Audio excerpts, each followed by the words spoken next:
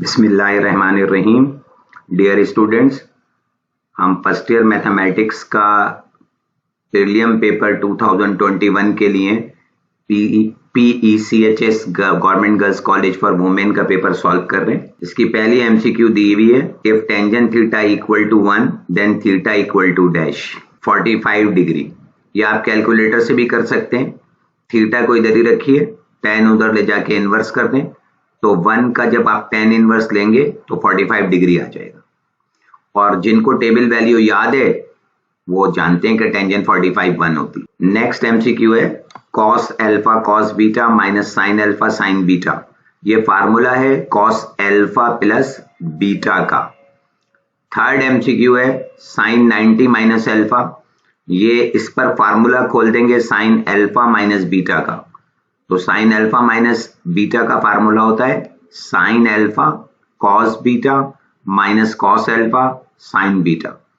और जब आप अल्फा की जगह 90 डिग्री और बीटा की जगह अल्फा रखकर सॉल्व करेंगे तो आंसर आ जाएगा cos अल्फा। वो मैंने यहां सॉल्व कर भी दिया है। ये sin 90 minus alpha sin 90 cos alpha minus cos 90 sin alpha. जो फार्मूला मैंने अभी वर्बली बताया वो लगा दिया। sin 90 1 होता है, cos अल्फा ये आ गया, cos 90 0 होता है, sin अल्फा ये आ गया। 0 मल्टीप्लाई बाय एनीथिंग 0 हो गया, और cos अल्फा जब 1 से मल्टीप्लाइड हुआ तो cos अल्फा आंसर आ गया। नेक्स्ट एमसीक्यू की तरफ चलते हैं। 4 1 minus 2 sine square alpha upon 2, ये cos अल्फा के बराबर होता है। यहां मैंने इसको सॉल्व कर भी दिया। 1 minus 2 sine square alpha upon 2, असल में ये फार्मूला है cos 2 ऑफ बॉक्स का, और इसके बॉक्स में कौन है अल्फा अपॉन 2, यानी इसका एंगल क्या दिया हुआ है अल्फा अपॉन 2।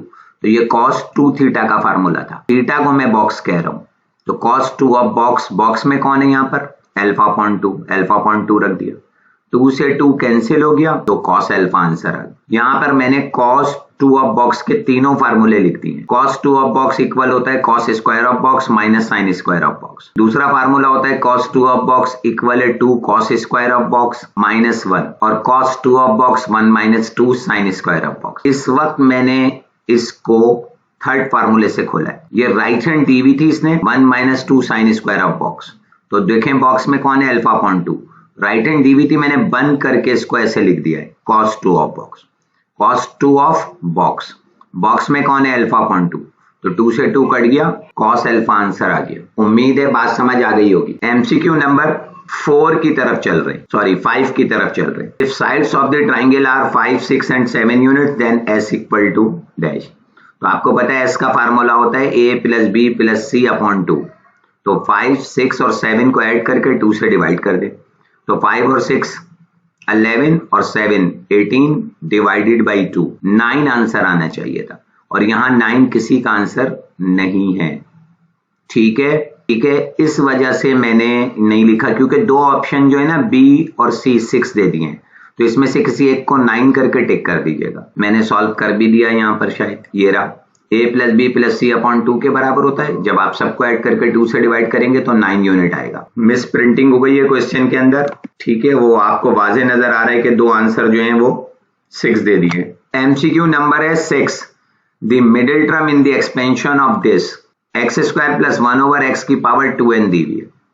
अब 2n जो है ना हमेशा इवन नंबर होगा।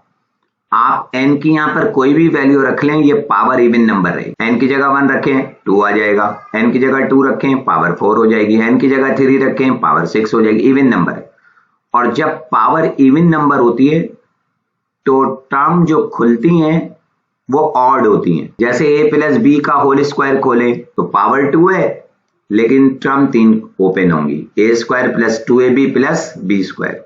इसी तरह a प्लस बी का होल क्यूब खोले तो पावर 3 है, टर्म 4 खुलेंगी। तो जितनी पावर है टर्म उससे एक ज्यादा खुलेगी। तो यहां पर पावर क्या है इवन नंबर, तो टर्म जो होंगी ऑड नंबर होंगी, और जब ऑड नंबर टर्म होती हैं तो मिडिल टर्म निकालने का फार्मूला होता है n प्लस 2 डिवाइडेड बाई 2। तो आइए जरा इसको देखते हैं, और पावर जहन में रखिएगा 2n है। आइए फार्मूला देखते हैं। मिडिल टर्म का फार्मूला क्या होगा? अगर ऑड नंबर ऑफ टर्म्स हो तो मिडिल टर्म का फार्मूला क्या है? n+2 divided by 2। अब इस n की जगह क्या रख दिया? 2n प्लस 2 वैसे ही रहा डिवाइडेड बाई 2। ये 2 कॉमन आ गया तो n+1 डिवाइडेड बाई 2। तो 2 से 2 कैंसिल हो गया तो n+1 टर्म आ जाएगी। ये पास्ट पेपर से उठाई गई है और ये बहुत ज्यादा आती है ये एमसीक्यू से, इस पे तवज्जो दीजिएगा काफी। अब 7, इफ आयोटा स्क्वायर -1 हो देन आयोटा की पावर 7 इज इक्वल टू, तो आंसर है माइनस आयोटा। ये जो आई लिख दिया है ना उन्होंने बुनियादी तौर पर, ये आयोटा है, तो ये इसका आंसर है। इन्होंने कहा है आयोटा स्क्वायर -1 होता है, तो आयोटा की पावर 7 बताइए क्या होगी। तो मैंने इसको सॉल्व कर दिया यहां पर। आयोटा की पावर 7 था तो इसको ब्रेक कर लिया, आयोटा स्क्वायर का पावर क्यूब, तो 2 3 जा 6 पावर ये हो गई, एक आयोटा बचा वो बराबर में लिख दिया। और आयोटा स्क्वायर -1 होता है, -1 की पावर क्यूब हो गई, आयोटा ये लिख दिया। माइनस पे पावर जब ऑड नंबर होती है तो माइनस वैसे ही रहेगा, और 1 की पावर 3 1 ही रहेगा, आयोटा बराबर में मौजूद है, तो आंसर है minus iota is equal to 64। और फाइंड x करना है, तो मैंने कहा x इक्वल टू 1 है। सॉल्व करना पड़ता है, वर्बली भी कर सकते थे, आसान था, लेकिन मैंने लिखा 4 की पावर x+2 इक्वल है 64, ये गिवन दिया है, तो 4 की पावर x+2 ऐसे ही लिखा रहा। यहां पर भी बेस सेम कर ली, जब दोनों तरफ की बेस सेम होगी तो पावर सेम हो जाएगी, और फिर हम इक्वेट करके x को निकाल लेंगे। 64 को कैसे लिख सकते हैं? 4 की पावर क्यूब, 4 × 4 × 4। अब दोनों तरफ बेस सेम हो गई तो x+2 इक्वल आ गया 3 के। अब +2 इधर जाके माइनस हो गया, 3 में से 2 गया 1, इस तरह आंसर 1 है। MCQ number 9, the progression 369 is an. मैंने कहा एपी। एपी क्यों कहा? मैंने कहा कॉमन डिफरेंस से ये आगे बढ़ रही है। 6 में से 3 को माइनस करें, 3 आया, 9 में से 6 को माइनस करें, 3 आया। तो कॉमन डिफरेंस अगर सेम हो तो एपी, अगर कॉमन रेशो सेम आती तो जीपी। मसलन में 6 को 3 से डिवाइड करता तो 2 आता, लेकिन 9 को 6 से डिवाइड करता तो 1.5 आता। तो कॉमन रेशो सेम नहीं है, इसलिए जीपी नहीं है। तो कॉमन डिफरेंस सेम था, 6 - 3 3, 9 - 6 3, तो एपी, तो अर्थमेटिक प्रोग्रेशन थी। एमसीक्यू नंबर 10 देखें, if x+3 iota equal to 3y iota then value of x and y are respectively। तो यहां पे आपको पता है ये x जो है रियल पार्ट है और राइट पे रियल पार्ट है ही नहीं, तो x की वैल्यू तो 0 होगी। अब इन्होंने 0 यहां पर भी दिया है, यहां पर भी दिया है, तो यहां 1 दी x की वैल्यू, -1 दी है, ये ऑप्शन नंबर सी और डी तो कैंसिल हो गए। अब ए और बी में देखना है, तो उसके लिए y निकालना पड़ेगा। तो y देखें, आयोटा आयोटा से कंपेयर हो गया, और 3y इक्वल है 3 के, और y को एक ही तरफ रखें, 3 नीचे ले जाकर डिवाइड करें तो 3 डिवाइडेड बाई 3 1, तो यह आंसर है। यहां मैंने सॉल्व कर भी दिया है। x+3 आयोटा इक्वल है 3y आयोटा, फिर लेफ्ट हैंड साइड मैंने वैसी लिखी x+3 आयोटा, राइट पे मैंने क्या लिख दिया? 3y आयोटा में 0 ऐड कर दिया, तो इससे कोई फर्क नहीं पड़ता। तो ये रियल पार्ट x है, यहाँ पे रियल पार्ट 0 है, तो x इक्वल टू 0 आ गया, और आयोटा आयोटा से कंपेयर हो गया, 3y इक्वल है 3 के, और y इधर ही रहा, 3 नीचे जाके डिवाइड हुआ तो y 1 आ गया। 11, the distance between 1 1 and 2 1 is, ये फार्मूला है डिस्टेंस फार्मूला, x2 - x1 का whole square plus y2 - y1 का होल स्क्वायर। तो 2 में से 1 माइनस करें, 1 आएगा, 1 का स्क्वायर 1 आ जाएगा, और इस 1 में से इस 1 को माइनस करें, 0 आ जाएगा। तो 1 + 0 1, और 1 का स्क्वायर रूट लेंगे आप तो 1 आ जाएगा, तो आंसर है 1 unit.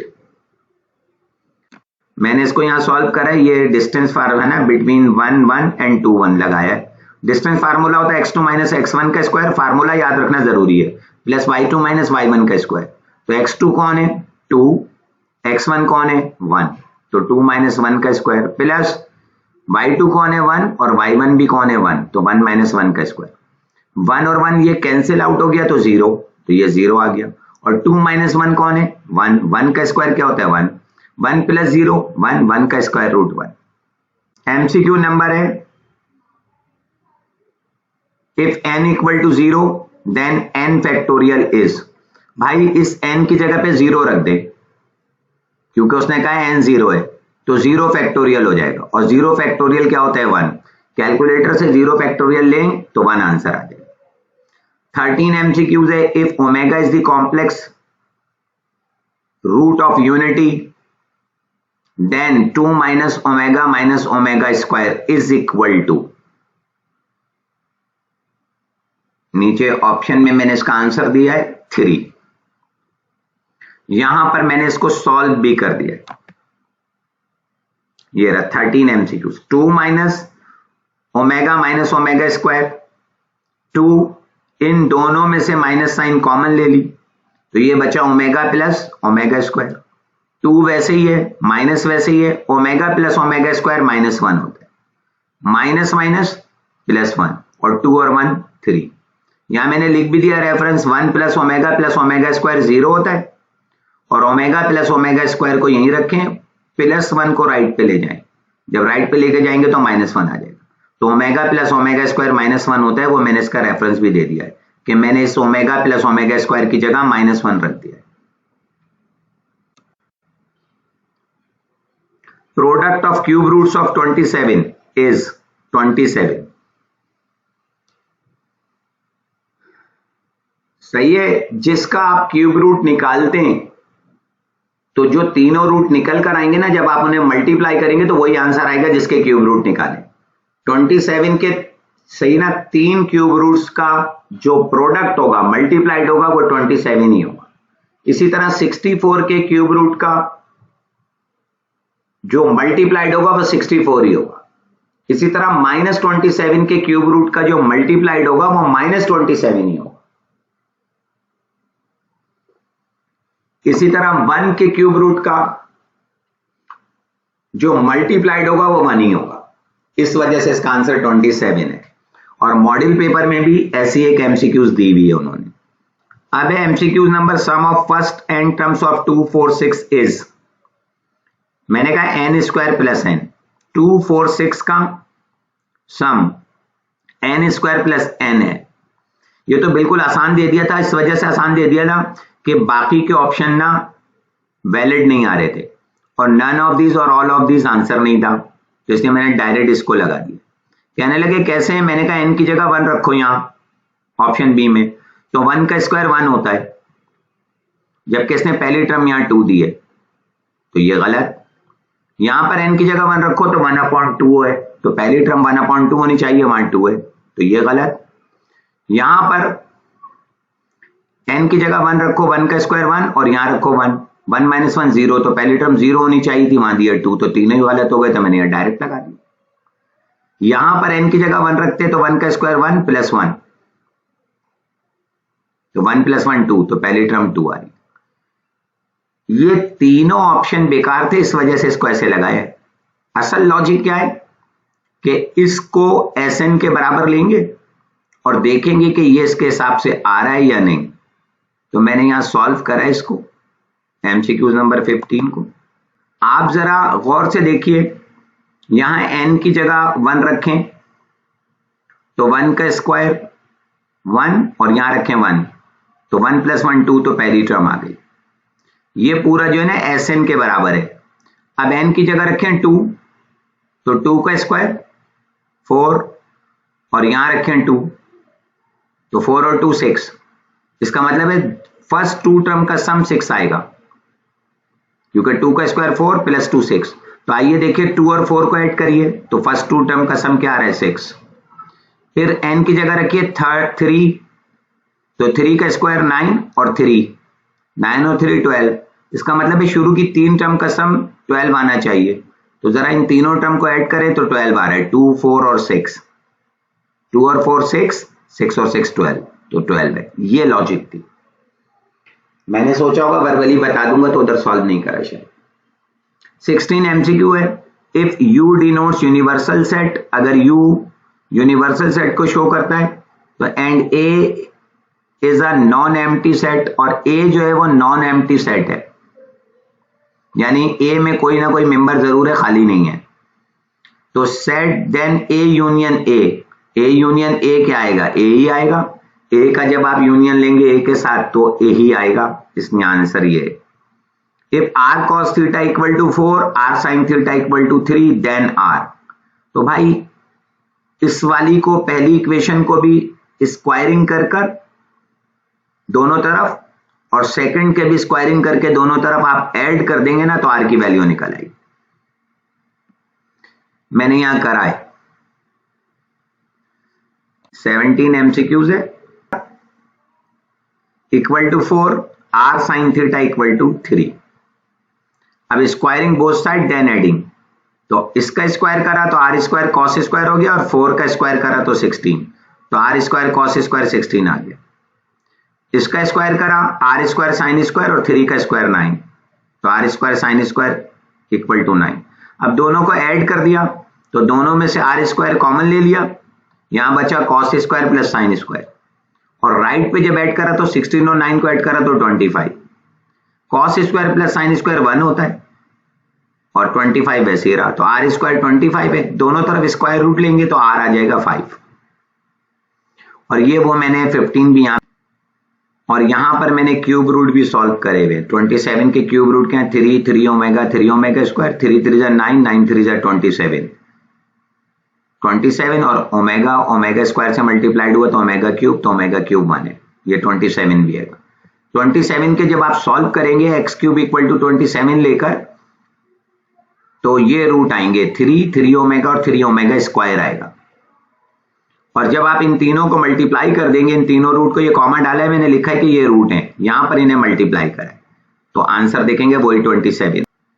MCQ number 18, a plus B की पावर 11, तो टर्म आपको पता है 12 टर्म्स आएंगी। जितनी पावर होती है एक टर्म उससे ज्यादा आती है। 19 देखें। If 1, x - 1, 3 are in AP, then x बताना है। अगर 1, x - 1 और 3 एपी में है तो x बताना है। सही है, तो x - 1 और 3 की आपको पता है अर्थमेटिक मीन है, तो सिंगल एम का फार्मूला लगा देंगे तो उससे आंसर 3 आ जाएगा। आइए देखिए कैसे। 19 का 1, x - 1, 3 are in AP, then x बताना है। तो सिंगल एम कैसे निकालते हैं? a plus B upon 2। तो a क्या है? 1 है, और b क्या है? 3 है, और इन दोनों के बीच में जो सिंगल एम है वो x - 1 है, वो x - 1। अब 1 + 3 4 हो गया, नीचे 2, 4 डिवाइडेड बाई 2 2 आ गया, -1 इधर जाके +1 हो गया, तो 2 + 1 ऐड होके 3 हो गया। MCQ number 20, if in a GP a equal to 3 है एंड r इक्वल है 2/3, then sum to the infinity बताना है। 6.7 एक्सरसाइज है ये, सम टू इंफिनिटी का। कह रहा है a 3 है, माइंड में रखिएगा, r 2/3 है, तो s सही ना। सम टू इनफाइनाइट जीपी निकालने का फार्मूला होता है s इंफिनिटी इक्वल होता है a/1 - r। a की जगह पे 3 आ गया और r की जगह पे 2/3। ऊपर 3 वैसे ही रहा, नीचे एलसीएम ले लिया, 3 - 2/3 हो गया। 3 - 2 1 होता है, तो 1/3 हो गया। तो ये 3 वैसे ही है, नीचे 1/3, और ये पलटेगा तो 3 जाकर इस 3 से मल्टीप्लाइड हो गया, तो 3 3 जा 9, आंसर 9 है। ये रिड्यूस में कट गया है, लेकिन दे दिया था तो सॉल्व कर दिया।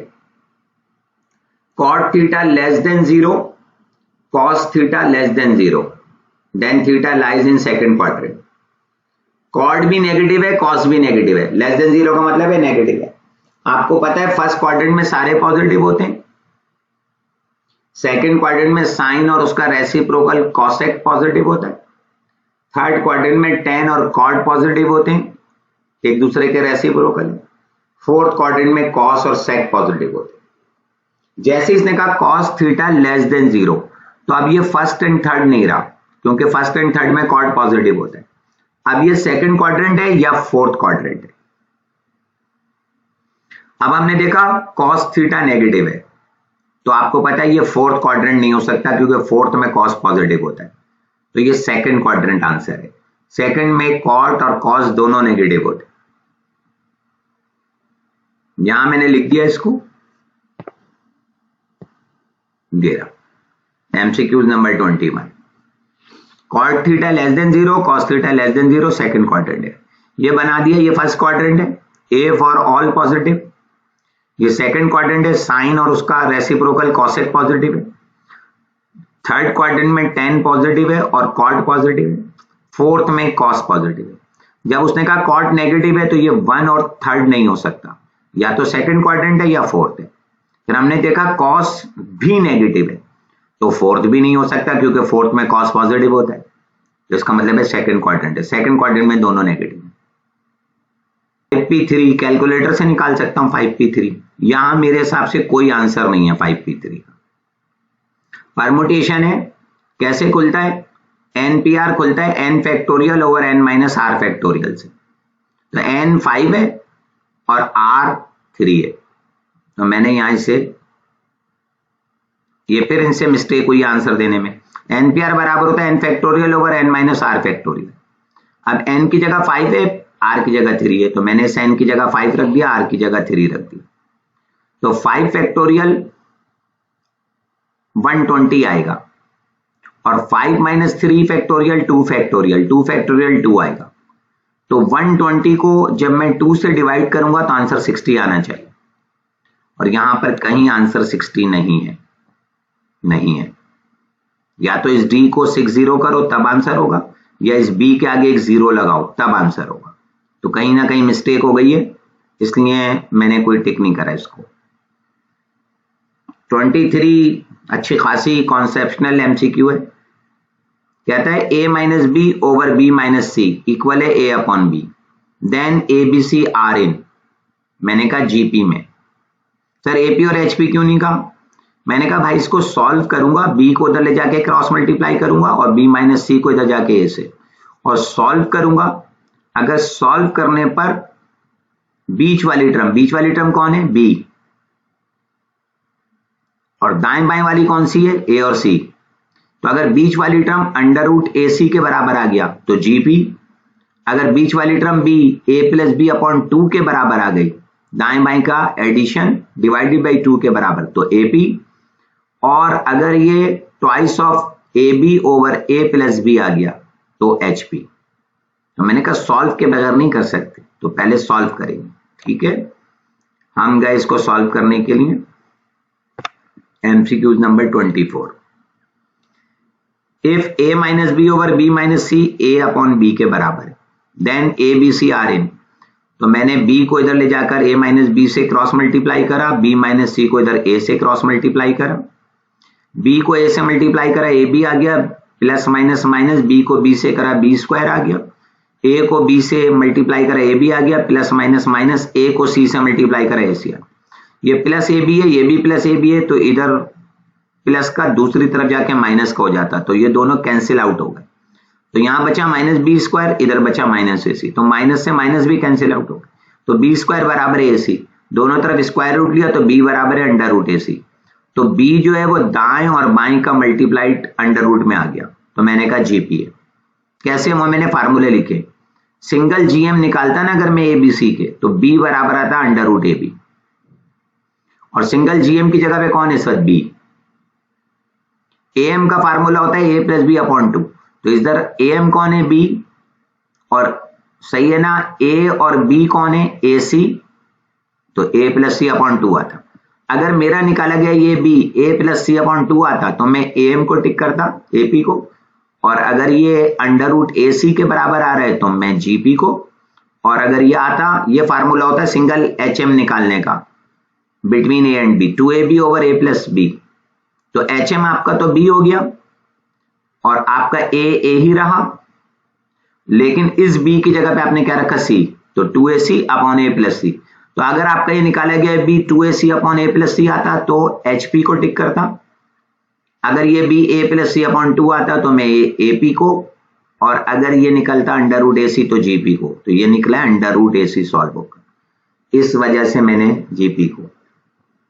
और लास्ट MCQs है, the imaginary part of iota 3 + 5 iota square. तो आपको पता है आयोटा स्क्वायर क्या होगा, -1, -1 जब 5 से मल्टीप्लाइड होगा तो -5, -5 में +3 करेंगे तो -2, -2 को आयोटा से मल्टीप्लाई करेंगे तो -2 आयोटा, तो इसका इमेजिनरी पार्ट है -2।